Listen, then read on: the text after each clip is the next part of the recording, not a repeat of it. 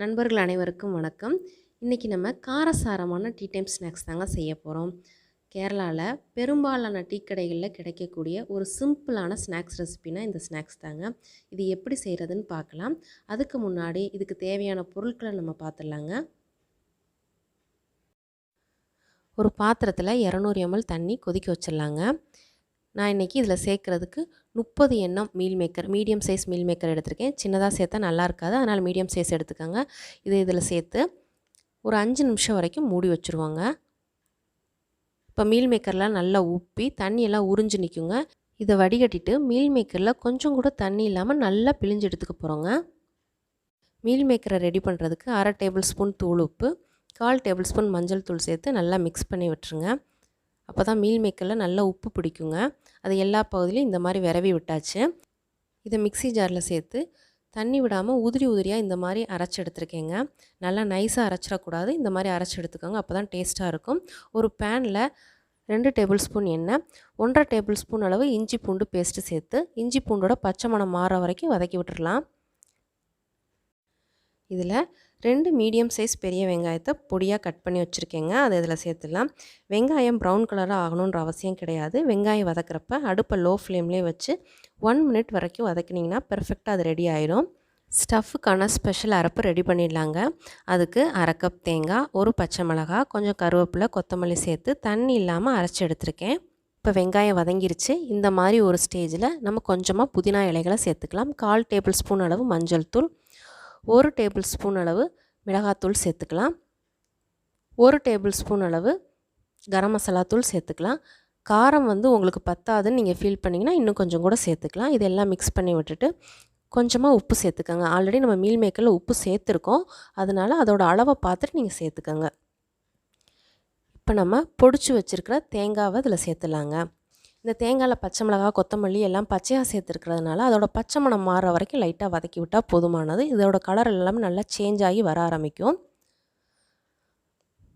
இதில் நம்ம பொடிச்சு வச்சுருக்கிற மீல் மேக்கர் இதில் சேர்த்துடலாங்க. மீல் மேக்கர் ரொம்ப நேரம் வதங்கக்கூடாது. இந்த மசாலா எல்லாம் மீல் மேக்கரில் படுற மாதிரி ஒரு ஸ்டேஜில் வதக்கி விட்டுட்டு நம்ம அடுப்பை ஆஃப் பண்ணிவிட்டு கொஞ்சமாக கொத்தமல்லி இலைகளை சேர்த்து நல்லா மிக்ஸ் பண்ணி விட்டுடலாங்க. இதை பேன்லேயே வச்சிங்கன்னா ரொம்ப ஃப்ரை ஆயிரும், அதனால் இதை ஒரு பிளேட்டுக்கு மாற்றிடலாங்க. இது ஆறட்டும். அடுத்து நம்ம மாவு ரெடி பண்ண போகிறோங்க. அதுக்கு 1 கப் தேங்காய், 1 பெரிய வெங்காயம், 1 டேபிள் ஸ்பூன் அளவு சீரகம் சேர்த்து 1 டேபிள் ஸ்பூன் அளவு தண்ணீர் சேர்த்து கோர்ஸாக அரைச்சி எடுத்திருக்கேன். ஃபைனாக அரைக்கலை. நான் 2 கப் பச்சரிசி மாவு எடுத்திருக்கேன். வறுத்த பச்சரிசி மாவாக இருந்தால் ரொம்ப நல்லாயிருக்கும். 1/2 டேபிள் ஸ்பூன் அளவுக்கு தூள் உப்பு சேர்த்துக்கலாம். இப்போ நம்ம அரைச்சி வச்சுருக்கிற விழுதுகளை இதில் சேர்த்துக்க போகிறோங்க. அதுக்கு முன்னாடி உப்பு நல்லா எல்லா மாவுலையும் மிக்ஸ் ஆகிற மாதிரி கலந்து விட்டுறலாம். மிக்ஸ் இதில் சேர்த்து மிக்ஸி எல்லா பக்கமுமே மாவில் படிகிற மாதிரி பிசைஞ்சு விட்டுருங்க. இதில் நம்ம சுடுதண்ணி தாங்க சேர்த்து பிசைய போகிறோம். அப்போ தான் மாவோட சாஃப்ட்னஸ் இன்னும் அதிகரிக்கும்.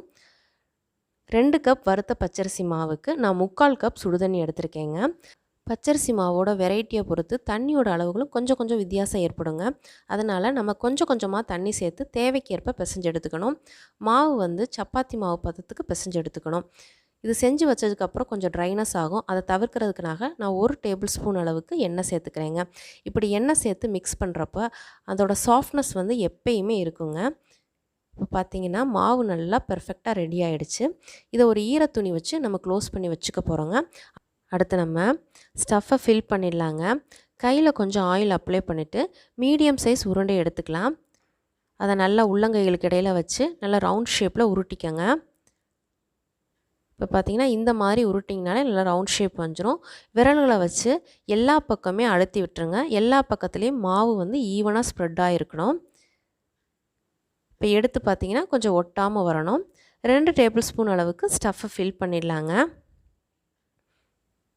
நீங்கள் தேவையான அளவு ஃபில் பண்ணிக்கலாம். நான் 2 டேபிள் ஸ்பூன் அளவு ஃபில் பண்ணுறேங்க. உருண்டையோட கார்னர்ஸை அழுத்தி விட்டு நம்ம க்ளோஸ் பண்ணிடலாம். ஆஸ் யூஷுவல் நம்ம கொழக்கட்டை செய்கிற மாதிரியே தான். இனி இதை நம்ம வாழைக்காய் ஷேப்பில் உருட்டி எடுத்துக்க போகிறோங்க.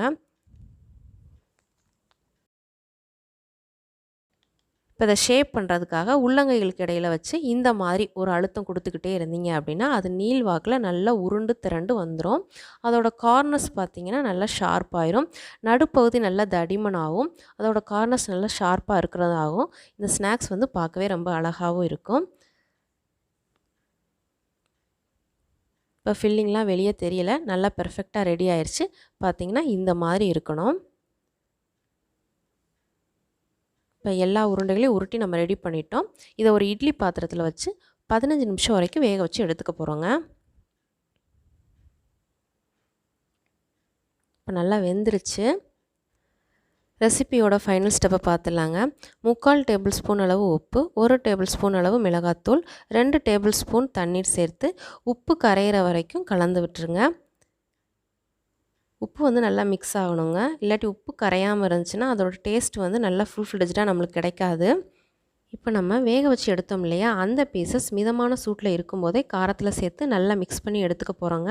இந்த அளவுகள் 5 பீஸுக்கு சரியாக இருக்கும். நீங்கள் அடுத்து செய்கிறதா இருந்தால் இதே மாதிரி அளவுகளில் ரிப்பீட் பண்ணி எடுத்துக்கோங்க. இப்போ காரம் வந்து எல்லா பக்கமே படுற மாதிரி மிக்ஸ் பண்ணியாச்சு. நான் 3 டேபிள் ஸ்பூன் அளவுக்கு எண்ணெய் எடுத்துருக்கேங்க. இப்போ நம்ம டீப் ஃப்ரை பண்ண போகிறது கிடையாது, ஷாலோ ஃப்ரை தான் பண்ண போகிறோம். இதில் எல்லா பீசஸையும் சேர்த்துடலாம். அடுப்பை லோ ஃப்ளேம்லேயே வச்சு இதை ஃப்ரை பண்ணி எடுத்துக்க போகிறோங்க.